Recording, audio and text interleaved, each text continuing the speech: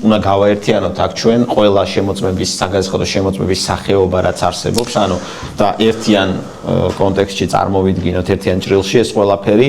იცით თუ გავაერთიანებთ ანუ შემოწმების სხვადასხვა სახეობებს, როგორც არის კამერალური შემოწმება, გასვლითი შემოწმება, გადაუდებელი გასვლითი შემოწმება, ძირითადად სამი სახეობა არსებობს, სამი სახის შემოწმება არსებობს.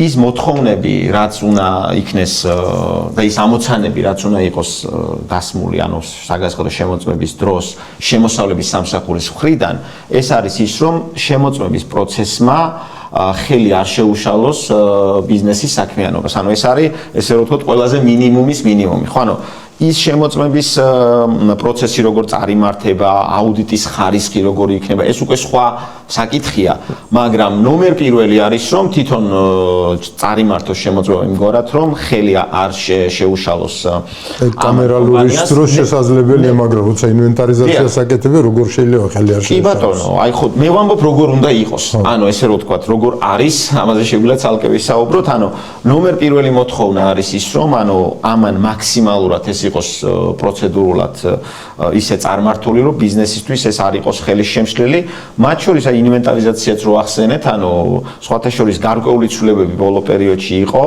მაგალითად შერჩევითი ინვენტარიზაცია შეიძლება ჩატარდეს, ხო, აი წინა წლებში უფრო იყო, რომ უზარმაზარი დაუშვათ რაღაც სამსართულიანი მაღაზიის პროდუქციის დათვლა ხდებოდა თავიდან ბოლომდე, ხო?